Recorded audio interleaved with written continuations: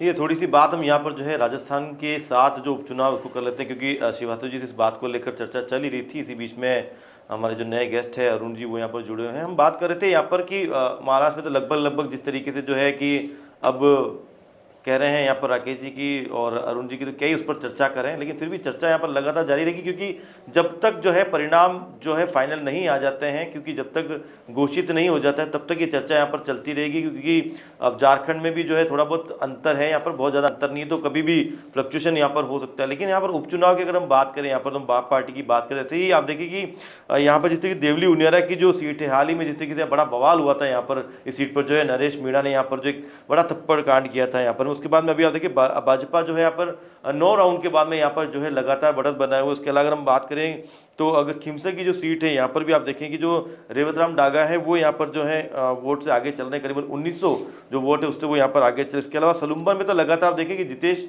जो है अच्छी बढ़त यहाँ पर बनाए हुए हैं, और 84 में भी जो है लगभग लगभग जो ये सीटें हैं यहाँ पर कहीं ना कहीं जो हाथ से निकलते हुए दिख रही है और बाप पार्टी के पास यहाँ पर जाते हुए नजर आ रही है। दौसा में आप देखिए कांग्रेस के दीनदयाल बैरवा जो यहाँ पर आगे चल रहे हैं, यानी कि इवन 7 सीटों पर बात करें तो 2 पर कहीं कांग्रेस जो है आगे चल रही है। तो इधर देखा झुंझुनू में जो है राजेंद्र गुड़ा निर्दलीय प्रत्याशी है, लेकिन यहाँ पर वो यहाँ पर आगे चल रहे हैं। 84 में बाप पार्टी के जो उम्मीदवार दोनों है वो यहाँ पर आगे चल रहे हैं। देवली उनियारा में जो भाजपा है वो यहाँ पर आगे चल रही है।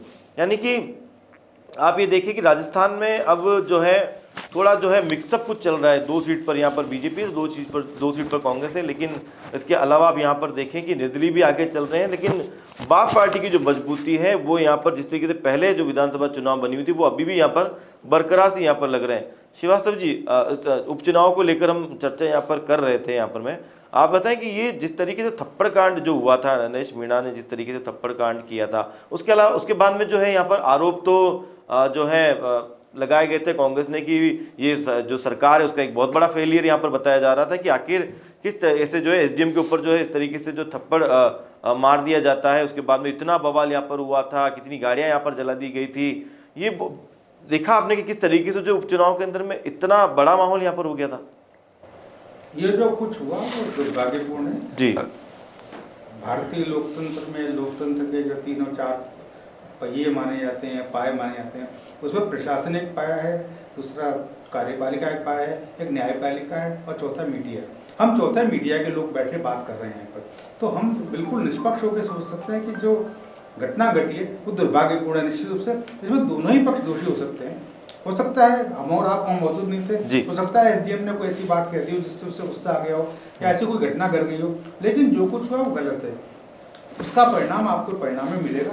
अगर जो है मीणा वो शायद चुनाव ना जीत पाए, लेकिन जिस तरीके से देखिए ना समर्थन उनको काफी मिला यहाँ पर। जी, समर्थन में लोग भी आए, बिल्कुल उनके समर्थन में सरकार के मंत्री भी आए जी। लेकिन जो भी स्थिति है अच्छी नहीं है। प्रशासन और सरकार को मिलकर काम करना चाहिए। कहीं अगर मतभेद है तो कमरे में बैठ के बात कर सकते हैं, उसको आम चौराहे पर सार्वजनिक रूप से नहीं करना चाहिए। अरुण जी, मैं भी इस मामले को लेकर मैं आपसे भी बात करूंगा कि जो ये सीट थी यहाँ पर में नरेश मीणा ने थप्पड़ कांड किया। फिर आपको पूरा चीज बातें हर एक चीज आपको पता है क्योंकि लगातार अपडेट्स भी रहते हैं। लेकिन एसडीएम का भी एक बयान आया था यहाँ पर कि वो जिस तरीके से जो है वहां पर 0 वोटिंग थी और उसको कहीं ना कहीं तोड़ना था। 3 वोट उन्होंने वहां पर करवाए थे, इसको लेकर नरेश मीणा भड़क गए उन्होंने, क्योंकि वहां के जिस तरीके से जो वहां पर जो वोटर्स थे वो ये चाहते थे कि उनकी एक अपनी मांग थी जिसके लिए जो नरेश मीणा उनके साथ में शामिल हुए, लेकिन वो जो 0 वोटिंग थी उसको तोड़ना चाहते थे। एसडीएम को आदेश मिला था आगे से कलेक्टर से, ये सब कुछ जो भी माहौल वहां पर इस तरीके से हुआ था। लेकिन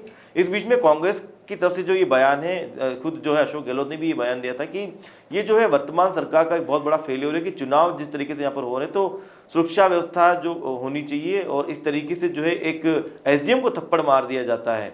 ये यहाँ पर राकेश जी, इस चीज को लेकर मैं आपके पास भी मैं आना चाहूंगा कि क्या जिस तरीके से फेलियर बताया गया सरकार का या नरेश मीणा जो यहाँ पर थप्पड़ कांड किया है। नहीं, देखिए रवि जी, वास्तव में जो घटनाक्रम हुआ ये स्वस्थ लोकतंत्र के लिए ठीक नहीं है। इस घटना की हम निश्चित रूप से निंदा करते हैं। स्वस्थ लोकतंत्र में अपनी बात करने का तरीका होता है, विरोध करने का भी तरीका होता है। सारे उपाय जो होने चाहिए थे, अगर मान लो जब तक उनका कोई विरोध था तो वो सड़क पर बैठे थे, अनशन कर रहे थे या रास्ता जाम करने का जो प्रयास कर रहे थे, परंतु वो तरीका वहाँ तक ठीक है। परंतु किसी प्रशासनिक अधिकारी पर, सरकारी अधिकारी पर जो ऑन ड्यूटी है उसके साथ अगर मारपीट का जो घटनाक्रम हुआ है निश्चित रूप से निंदनीय है। परंतु रवि जी कहीं ना कहीं अपने को इसकी तह तक जाना होगा। आप देखिए कि नरेश जी मीणा जो कांग्रेस के एक तरह से कहें कि वो पहले कांग्रेस के ही थे, उन्होंने कांग्रेस से टिकट मांगा और उन्होंने आरोप भी लगाए खुलेआम कि हरीश जी मीणा ने उनका टिकट कटवाया, हरीश जी मीणा ने उनको टिकट नहीं लेने दिया। तो कहीं ना कहीं मैं मानता हूँ उसकी जो फ्रस्ट्रेशन उनकी थी नरेश जी मीणा की, तो वो कहीं ना कहीं उस थप्पड़ कांड में उजागर हुई है।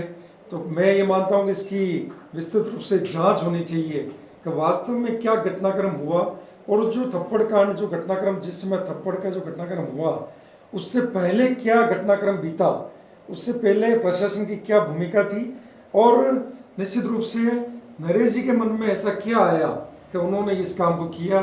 हो सकता है, मेरा तो यहाँ तक मानना है कि एक तरह से सस्ती लोकप्रियता हासिल करना राजनीतिक क्षेत्र में, तो ये उसका परिणाम या परिणति मुझे लग रही है। क्योंकि जो वहाँ की जो स्थानीय कलेक्टर हैं सौम्या झा जो है हमारे उदयपुर में भी प्रशिक्षु रह कर गई हैं, तो वो उनका यही कथन था कि भाई मैंने 6 बार प्रयास किया नरेश जी से बात करने फोन भी किया था, जैसे कि परंतु बयान भी आया उन्होंने था। उनका कॉल अटेंड नहीं किया। उसके उपरांत उन्होंने उनके जो एसडीएम जो तत्कालीन वहाँ पर चुनाव अधिकारी रूप में उन्होंने जो डेपुट किया था उसके मोबाइल पर बात करके स्पीकर ऑन करके बात करने का भी प्रयास किया, फिर भी नरेश जी मीणा ने बात नहीं की। तो इतना प्रशासन ने जो प्रयास किया रवि जी, इतना प्रयास करने के बाद अगर प्रशासन जब सब कुछ इतना कुछ करे उसके बाद कोई व्यक्ति बात करने के लिए तैयार नहीं हो, तो इससे ज़्यादा तो मुझे नहीं लगता है कि प्रशासन की कोई इतनी बड़ी जिम्मेदारी हो सकती है। क्योंकि अगर लोकतंत्र में अगर कोई भी विरोध प्रदर्शन कर रहा है, सरकार निश्चित रूप से उससे बात करना चाहती है।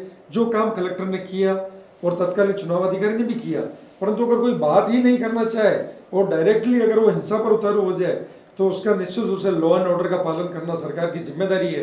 वो काम बखूबी तौर से सरकार ने किया है। लेकिन आप बताएं राकेश जी कि जिस तरीके से जो है नरेश मीणा जो है वहाँ पर जो मतदान स्थल था वहाँ पर पहुंचे, उसके बाद में क्योंकि पहले धरने पर थे, वो भाग कर आते हैं, वीडियो आपने भी देखा होगा और हमने भी उसको जो है यहाँ पर चलाया था।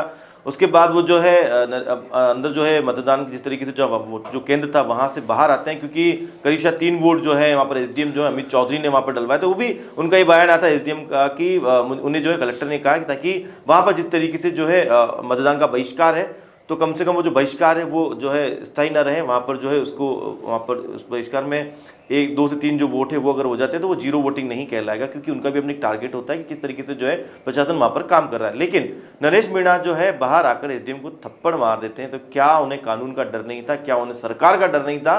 क्या उन्हें डर नहीं था कि जिस तरीके से जो मौजूदा सरकार है उनके ऊपर किस तरीके से जो है वो जो है स्टैंड ले सकती है?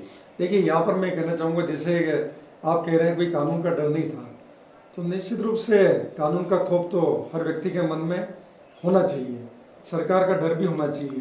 पर कहीं ना कहीं मुझे लगता है कि तात्कालिक जो परिस्थितियां वहाँ पर कुछ बनी होगी, जो भी बनी उसकी घटनाक्रम में हम साक्षी नहीं है, परंतु जो भी तात्कालिक परिस्थितियां वहाँ बनी उसके बारे में हम बहुत ज़्यादा यहाँ पर डिबेट हम लोग नहीं कर पाएंगे, क्योंकि वहाँ क्या स्थिति बनी, क्या कारण रहे, या उनकी नरेश जी के मन में क्या चल रहा था, इस बात के लिए हम लोग बहुत अधिक कुछ कह नहीं पाएंगे। परंतु मेरा ये मानना है कि प्रशासन ने अपना काम बहुत अच्छे तरीके से किया। और आप ये देखिए कि इतना बड़ा घटनाक्रम होने के बाद भी हमारे जो चुनाव अधिकारी थे उन्होंने अपना संयम नहीं खोया, उन्होंने अपना धैर्य कायम रखा और चुनाव जो 6 बजे तक का जो समय था उस चुनाव की पूरी प्रक्रिया होने के पश्चात सरकार ने अपना काम किया।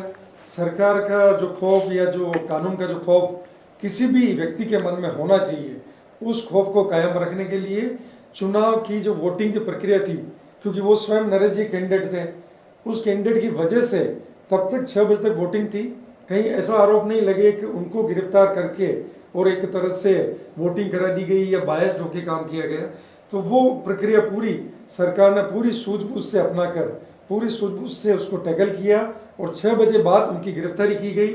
इस वजह से कहीं पर भी आरोप लगाने की गुंजाइश नहीं है। दूसरी बात, आप कह रहे हैं कि कानून का खौफ नहीं है, तो निश्चित रूप से अगर देखिए रवि जी, कहीं पर भी कोई घटनाक्रम होता है तो हम लोग हर समय, कोई सी भी सरकार हो, चाहे मैं ये नहीं कह रहा हूँ बीजेपी सरकार या कांग्रेस सरकार हो, परंतु उसको रोकने का काम निश्चित रूप से हमारे कानून का होता है। पर घटनाक्रम होने के बाद उसको उसके अंजाम तक पहुंचाना, उसने जो गलत कार्य किया है उसकी सजा उसको देना, वो काम त्वरित गति से हमारे पुलिस प्रशासन ने किया है, उसकी गिरफ्तारी की है। गिरफ्तारी करने के बाद न्यायालय ने उनको 14 दिन के जो उनको न्यायिक अभिरक्षा में भेजा है, उस 14 दिन की न्यायिक अभिरक्षा में भेजने का काम भी हमारी सरकार ने त्वरित गति से